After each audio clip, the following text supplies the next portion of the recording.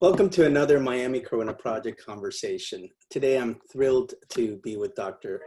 Erin Kobetz, who's a Vice Provost for Research at the University of Miami and Associate Director of Population Sciences and Cancer Disparity at the Sylvester Center, and a Professor of Medicine and of Public Health Sciences. Such a pleasure to be with you, Dr. Kobetz. Good morning. Hey. Yeah. Please call me Erin. Dr. Kobetz is actually my dad. Oh, sure, Erin. There's so much to talk about, but I want to focus specifically on, first of all, how are you doing and how is your family doing, regarding the pandemic, the virus? How has it impacted you personally? I think we're doing. Yeah. We're mostly okay. Trying to teach my 3 kids to practice gratitude for sort of our life and our house and our health and our safety. That's not necessarily an easy lesson to impart when they feel like their lives as they know it are completely upside down. I'm sure at some point during this conversation, you're going to hear screaming from another part of the house. Beautiful. So we bought a very old house that we've slowly been redoing over time, and it's completely open. It's not like the most conducive house for working at home. And so I'm in my little office, and on the other side is our son, who's in his little office, or one of our sons. There's no doors, and he's playing Xbox, and invariably it causes a lot of duress in which he's arguing normally with his cousin over the iPad about something that's happening in the game, which I don't understand and have no desire to understand. Never signed into an Xbox myself. No idea what they're doing. It's interesting. Like, I'm not really a video game person myself, and we have always been really strict about like the screen time that our kids have. Imposing those same rules during quarantine has been really challenging. And for our youngest child, who's 8, it's actually one of his only forms of social interaction because he plays the game with his friends. And so they're constantly talking to each other. And even though it's in this like virtual format, I would still much rather that he be doing that than nothing. Yeah.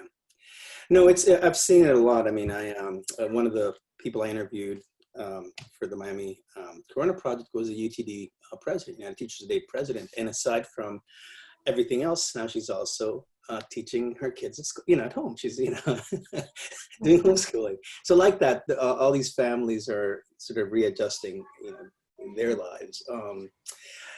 I want to talk about I'm glad you're being, that you're being, and the our president, the university president, sent out a letter a couple of days ago when he was asking us to take all of this as an incredible learning and teaching experience, right?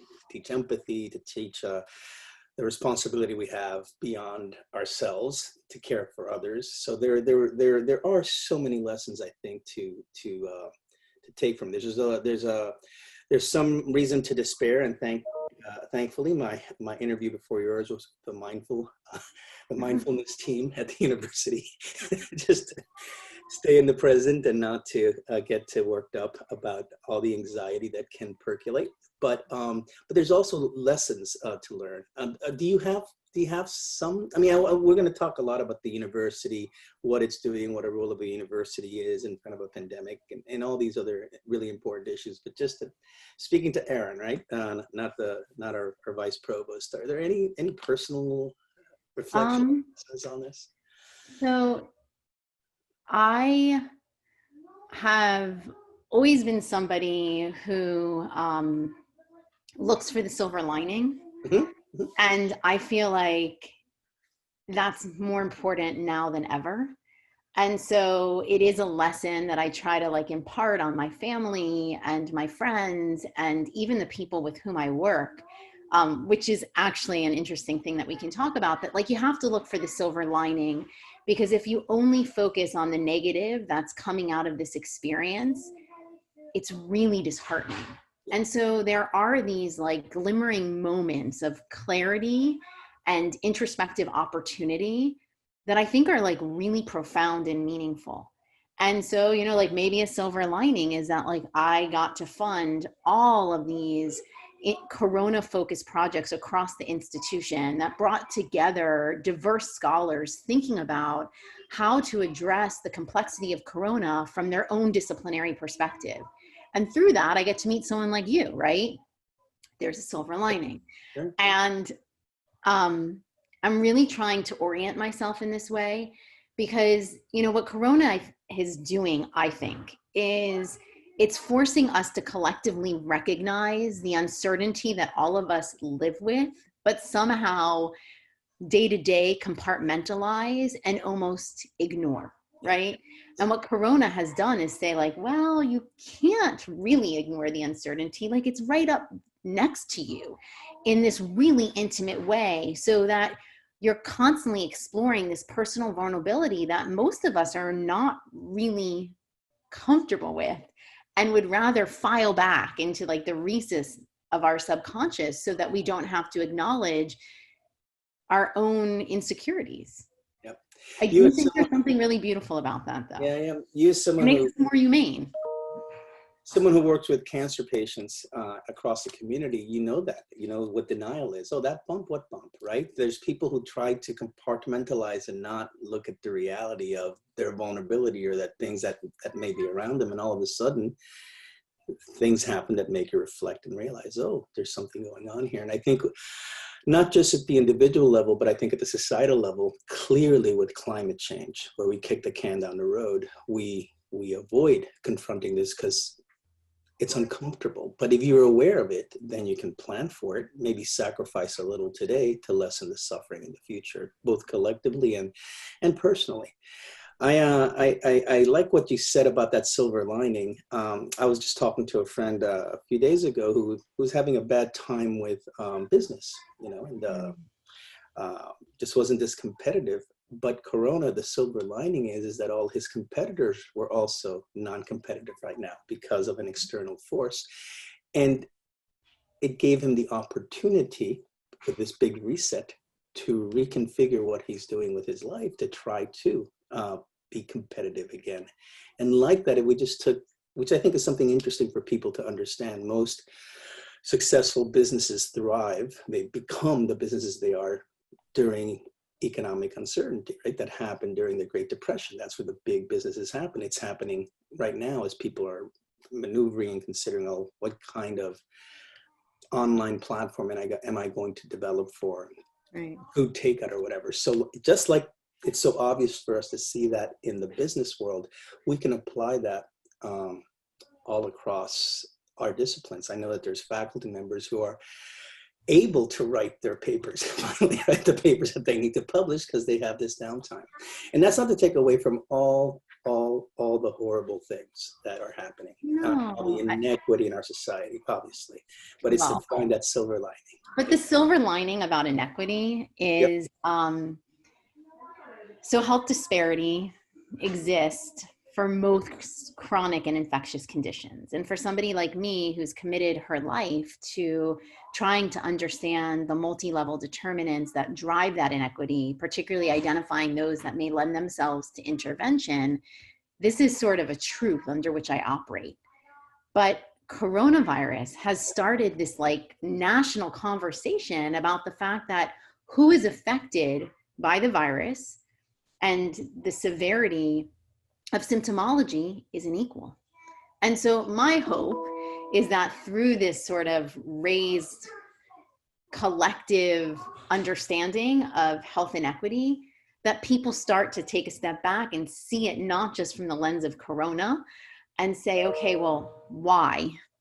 And what do we do about it? So there's another silver lining that like health disparity has become at the forefront of a national conversation that like really begs some meaningful attention and allocation of resources, not just to understand, but appropriately address. So silver lining number 2. Yeah. And it's only 9:15. I'll give you a third. One of the other teams that I'm with that you lead at ULink is a climate migration team. So, you know, we have a U of M professor of law, a climate scientist from Erasmus, and a professor from business.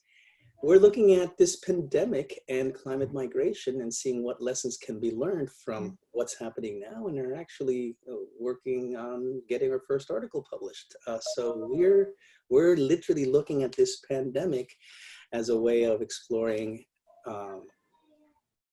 how our society may react when climate change knocks on our door a little bit harder.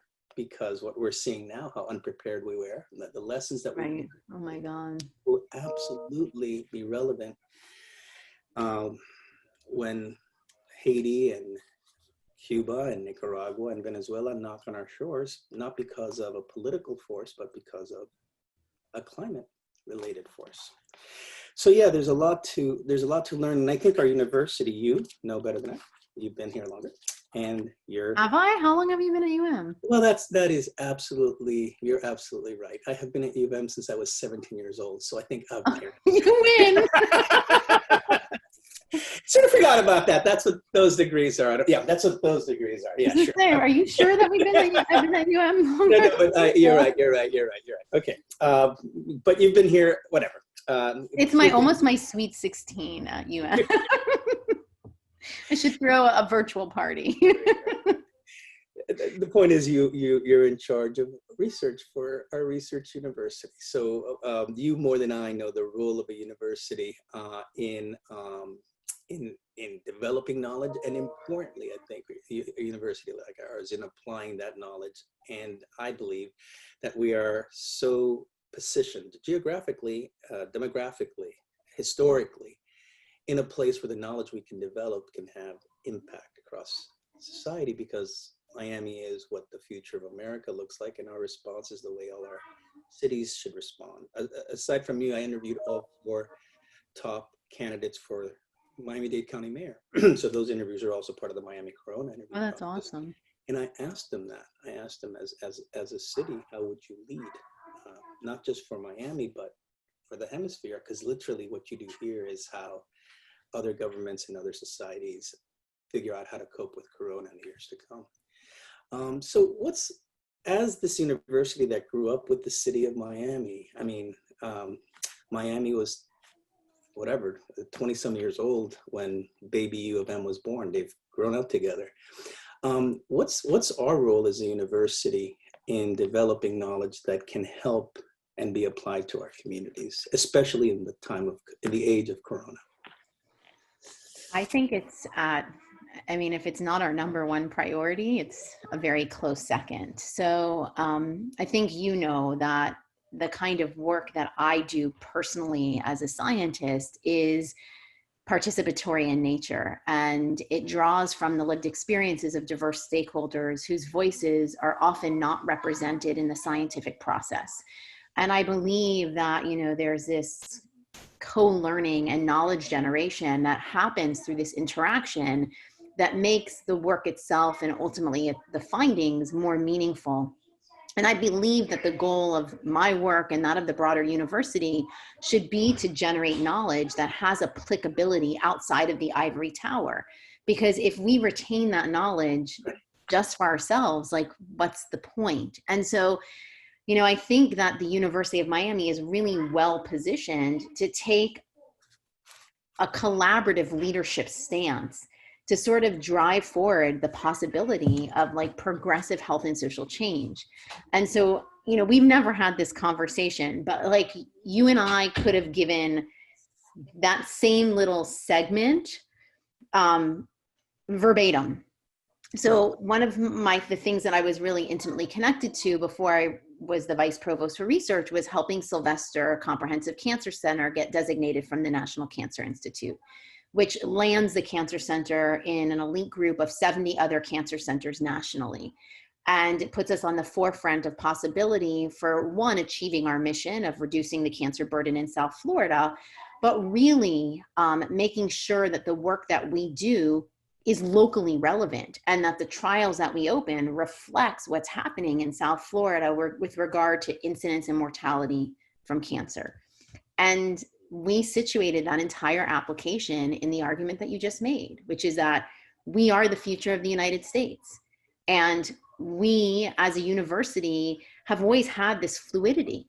where we are an open campus, right? This is one of the biggest challenges for us in sort of controlling Corona right now, is that we're an open campus, and that open is not just something that's geographic. It is a mindset, it's an orientation where there are many of us who came to the University of Miami because we wanted to situate our work in the lived reality of a broader community, and for there to be a blending of ideas and methodologies that could drive forward the possibility of real meaningful progress.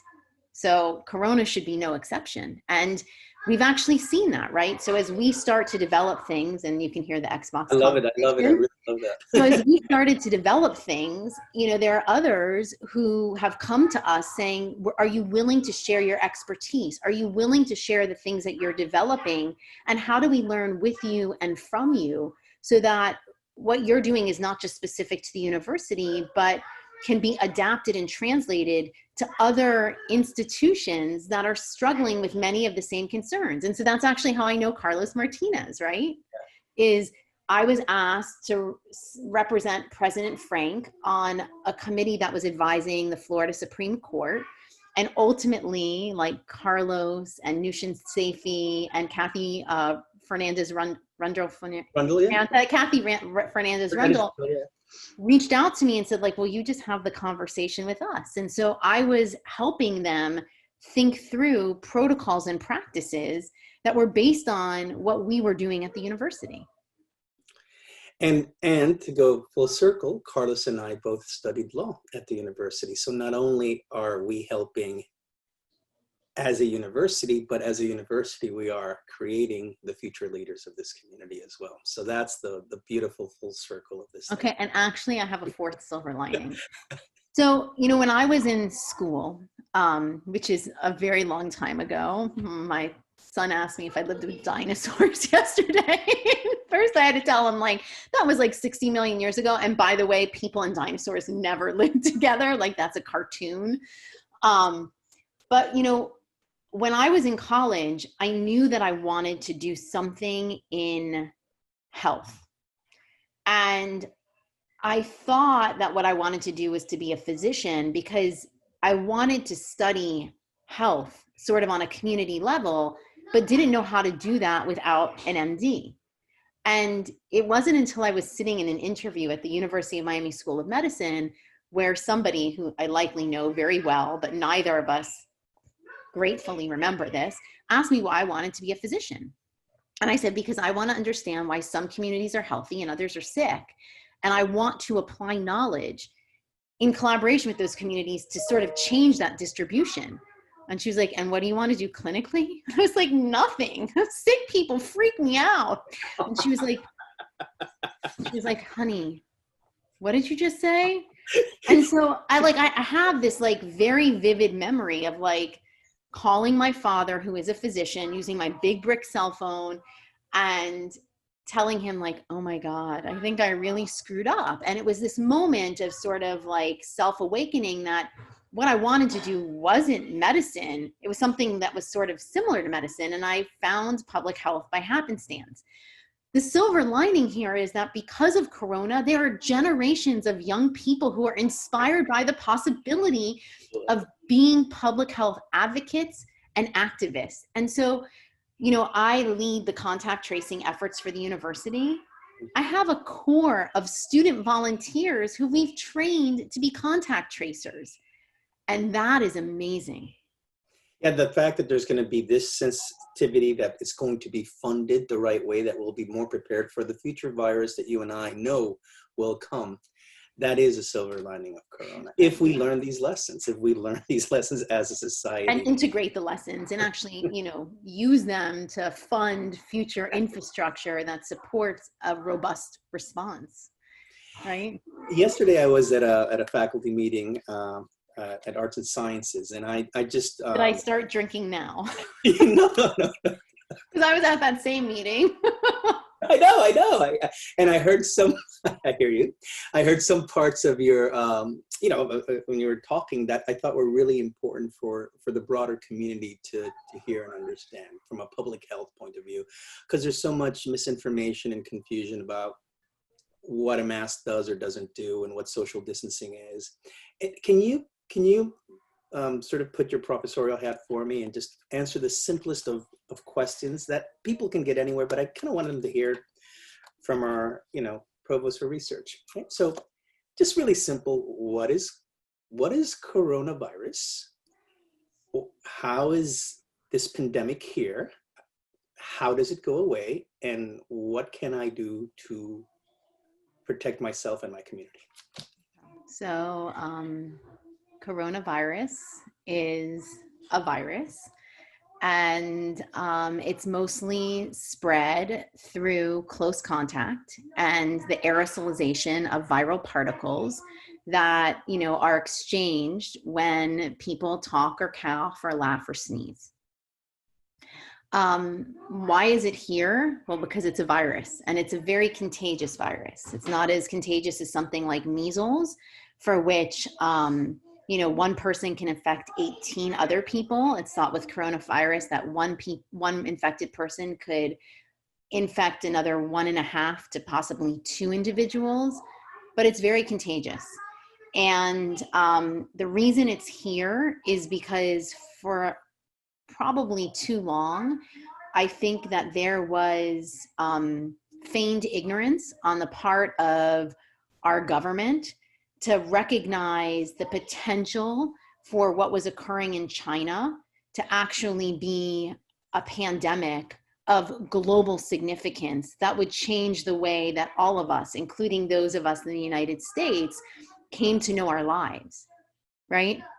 I mean, there were other countries that when there was an outbreak in China of coronavirus, were actually starting to implement very proactive measures to ensure that there wasn't, easy crossing of borders of people who were coming from the Wuhan province where the initial outbreak started.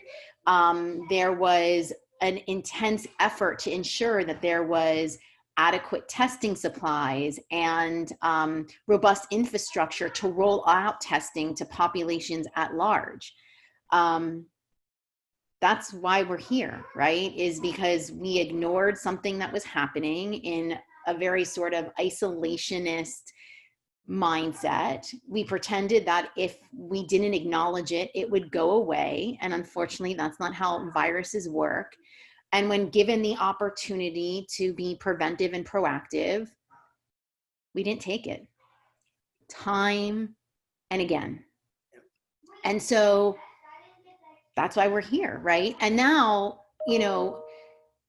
there are certain things that we individually and collectively can do to reduce the risk of exposure and transmission.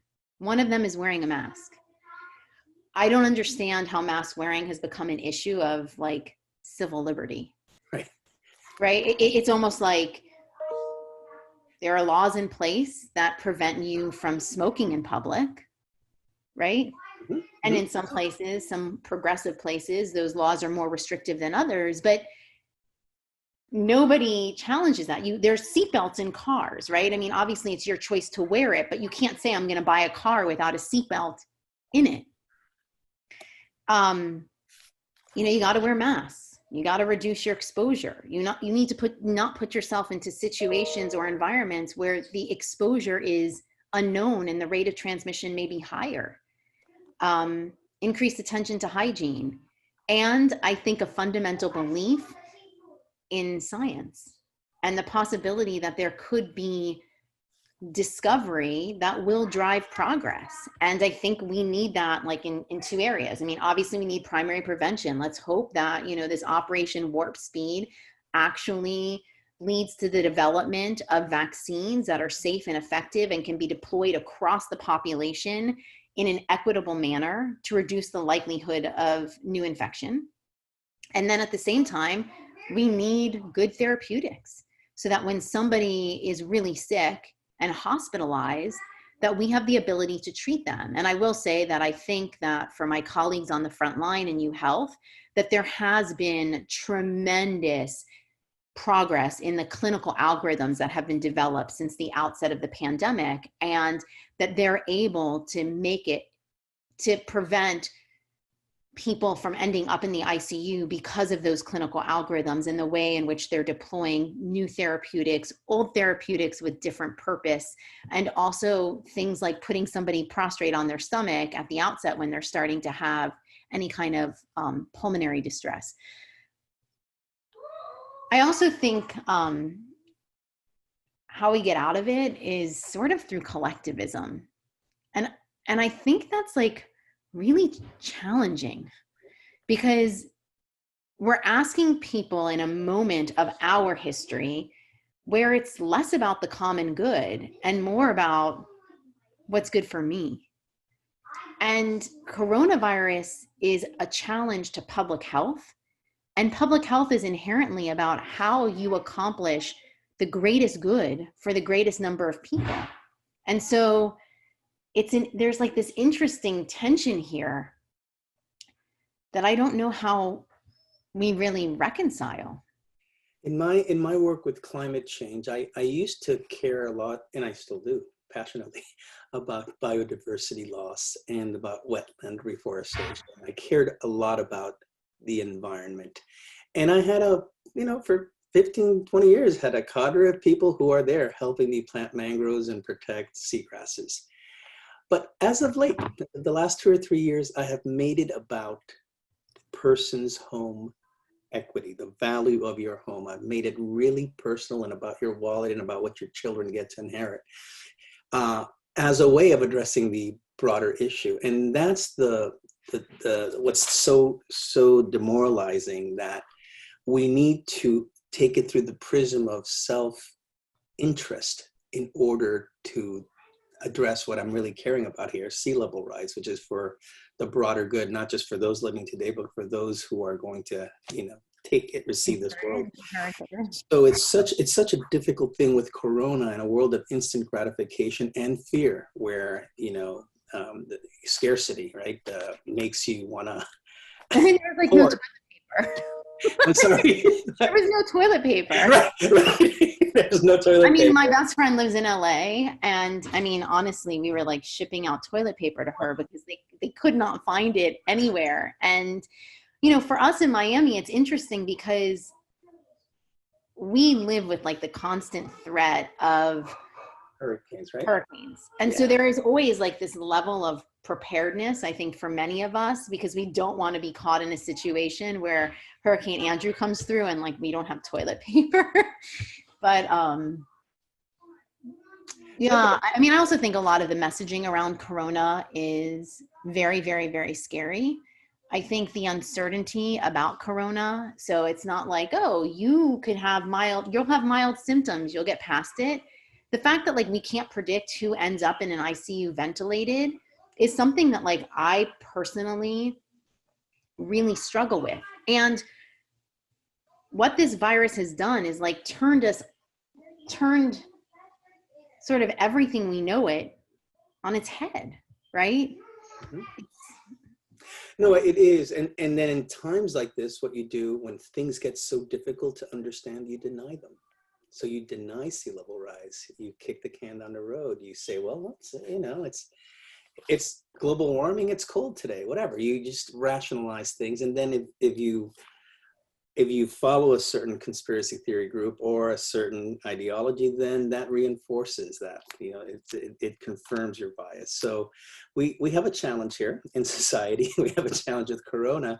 And part of the reason I'm doing these conversations that you funded 2 students to help me produce is so that I can capture this moment in time, so that I can have us understand how we responded, so that we are better prepared to press rewind and say, oh my God, that's what that lawyer did. That's what that politician did. That's what that clinician did. That's what they were talking about. And I'm just trying to get our community to understand that. I'm also trying to honor the dead, because in a big metropolitan area with millions of people, 17 people died in the last 24 hours. So that's it's not insignificant. 70 people who weren't supposed to die, that this was not, this happened and, they got this virus and, it's totally unexpected and here we go. And I just can't have as a society ignore that, because it was 16 the day before. And, I have this little notebook. These are people's lives, right? Like this is the potential that's snuffed out, right? And all the suffering around it, right? All the people they left behind, and people I that know couldn't a say bunch of goodbye. people who died early on. And, I think part of my commitment, my initially reluctant commitment to be involved is to honor that loss and to ensure that like their lives or their death wasn't in vain, and that we can use the sort of personal nature of what's happening here to sort of propel a collective responsibility and response. And so it's, what's been really interesting for me is I became the vice provost for research on June 1, like right in the middle of a pandemic. And, it so happens that I also am a public health person. And so most of the work that I do personally, like my funded research, is all on pause because it involves so much community interaction that it's not reasonable for my research teams to be in those settings where the risk of exposure is unknown. And arguably, it's not appropriate for community members to be interacting with them because the risk of exposure is unknown. And it has forced some creativity where some of the stuff that we would normally do face-to-face, we've been able to use Zoom and other social media platform to ensure that like our recruitment doesn't lag. But I saw it as an opportunity to sort of refocus everybody and to say like, well, what can we use from our public health experience to help the university? And at the outset, it was really just the healthcare system with a coordinated response that ensures that like we are drawing from the principles of public health to reduce the likelihood of further exposure and transmission. And it was through that my team became this like really active group of contact tracers. So at the university, our university is opening. I'm preparing for my first class on August 17th. Talk to us about what, and my class is going to be an online course. That I've been approved for that. And it's okay because part of my entire social practice has become an online experience. I used to do farmers markets and go into schools and do all this community work at every single public. Our students went to every single one of Miami-Dade County's 50 public libraries. I told you, my son, the one who's on Xbox, is like freaking out because he was like, you mean the guy who like puts the plants in the plastic? I mean, we had it. He's like, don't tell him.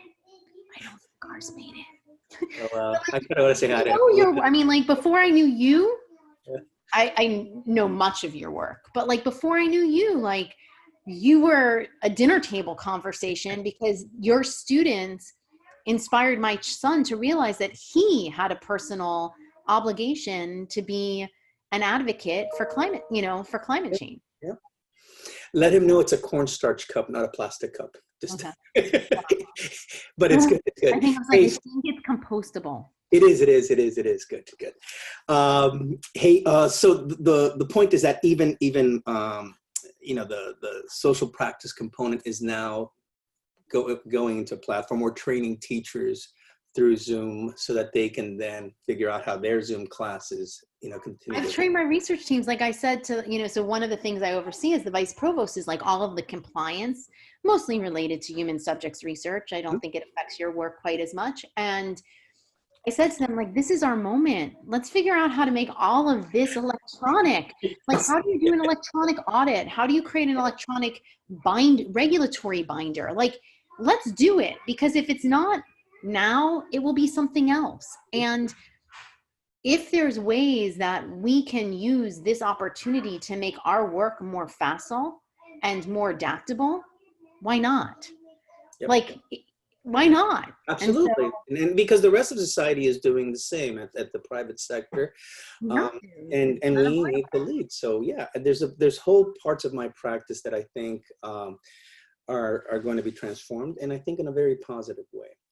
Some things have to happen face-to-face. Like I need to be in a community meeting for the Underwater Homeowners Association, chaired by our Ocean Sciences chair at Rasmus, in person at a bookstore or at Pinecrest Gardens. But for now, we're doing it online. But in time, we will come back to being that way. A university needs to also have that shared experience of students who learn leadership skills, but who learn the lessons, but also learn about how they're going to develop as human beings. And that happens like it happened to me as a student leader at the university, navigating through that. So the university has decided that it will actually reopen. Students will be moving on to campus.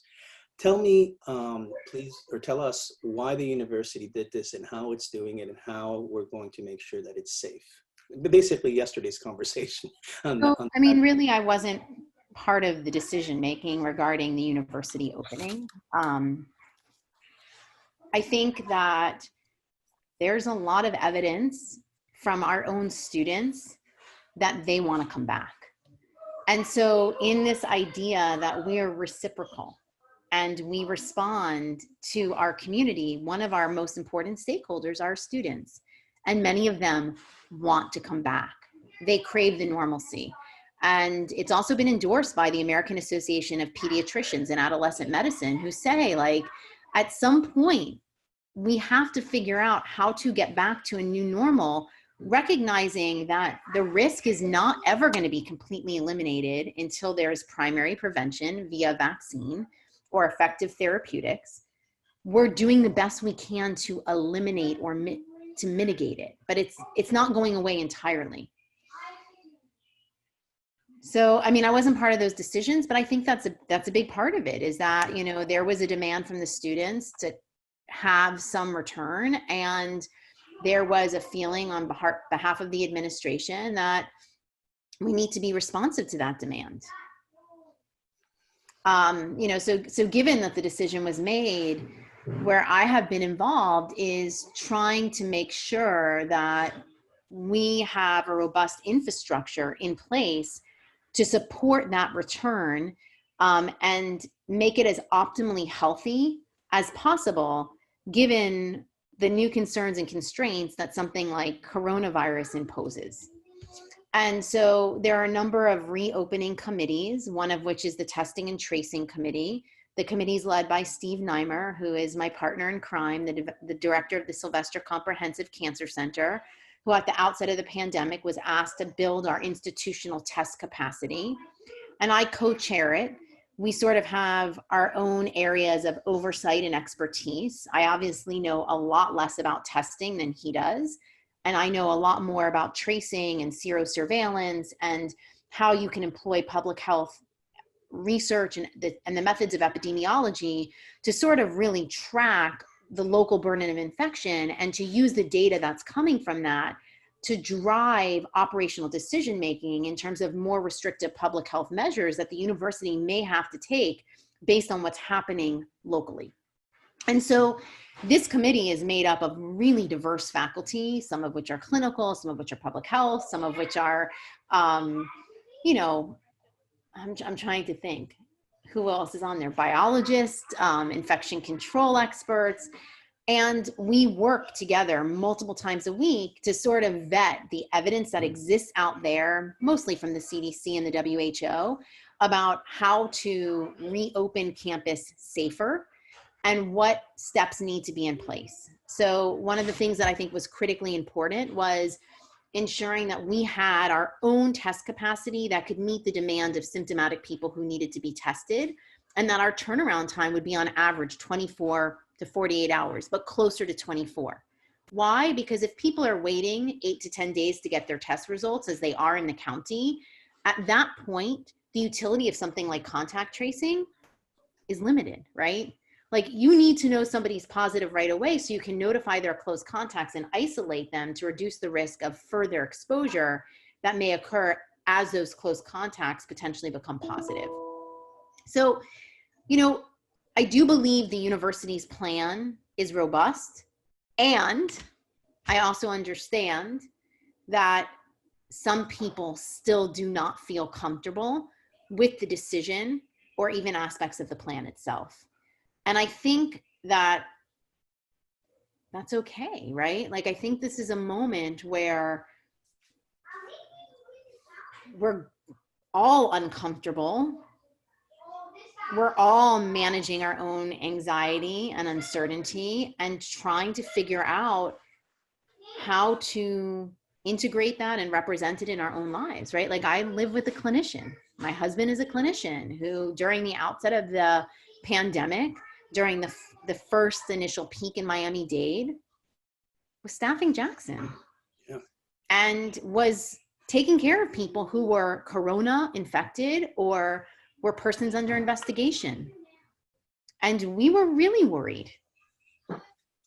As the son of a mother who's in a nursing home, I worry. As a person who has high blood pressure, I am concerned about it, and I don't like the fact that our county is as open as it is. I think we need to sacrifice a little today so that I don't need to keep on writing the names of dead people on my daily diary. That is something I don't want to do. And it wasn't until I read President Frank's letter where he said that for some students, the safest place for them to be is the University of Miami, that I began to understand the mindset a bit more. I still probably would not open, but I don't have all the information, right? I don't have all the information as to what the university needs to do. But the fact is that our primary duty is to the students. I think our secondary duty is to the community, but our primary duty is to the students. And if students who would be at home with families that, aren't social distancing and business as usual, it may just be that the safest place for them and for those that they would then infect in situations like that is a university that's going to, I hope, because I remember my days as a student leader there, and I know that there are students that are going to be involved with this whole process of peer pressuring, basically, right? Overseeing, creating a space where it won't be wild parties in Wynwood. It'll be a total understanding. And if through that effort, we have some of our students who are better protected because they're safer, they're being tested every so often, right? They're surrounded by individuals who are all tested. And at the same time, in them, we are developing these skills where they care more about others themselves. They look at their role in civic society. Then I begin to understand that. I don't think schools should open. I really don't, across our community. I think we need to, at the national level, just press pause again. And I know it's going to cause a lot of sacrifice. And I know what I'm asking for may even cost me my job because there is finances at the end of the day. But I understand. I understand that if our goal is as students, and if some students are going to be safer, and they get to decide whether they come or not. I mean, they could do courses offline. What did you say? Like and what were his words? Adaptive and responsive. Like in my mind, what that means is that this is the decision we've made for now. It doesn't mean that it's not mutable. It doesn't mean that it won't be revisited. And that at some point that the executive leadership may not say, we were comfortable then and right. we're not comfortable now. And, if you look at many of our peer institutions, they're also all opening. Now, Miami-Dade College and FIU aren't, but those are primarily commuter schools, right. where it's actually less about the risk of the students and more about the risk that they could potentially bring home to their family members. And so, listen, I think there are all these false dichotomies that have come up around corona, like good, bad, right, wrong, safe, unsafe. Yeah. Where I have gotten more comfortable just in my own life is assuming the space in between these binary options, recognizing that it is very fluid, and what is considered right today may be wrong tomorrow. And to give license to science to advance and to grow and to find new approaches, right?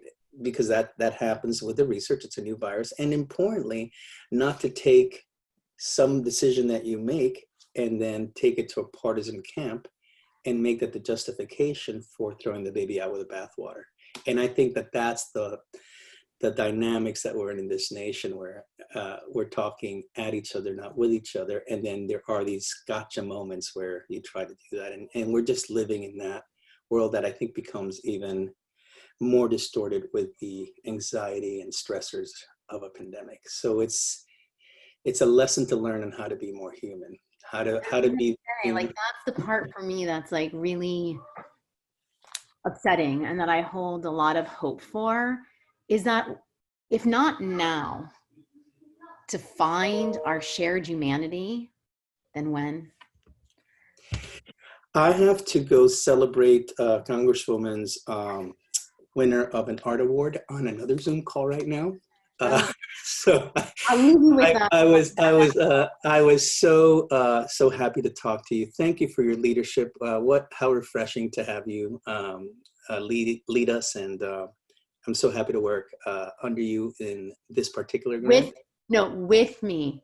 There's no hierarchy for me. I mean, really, with me. We are collaborators. We are colleagues. I hope we will become friends. I'm really proud. I know we will. I'm really proud of the work you do, and feel very lucky in some way to be a small part of the genesis of something that's so impactful. So thank you.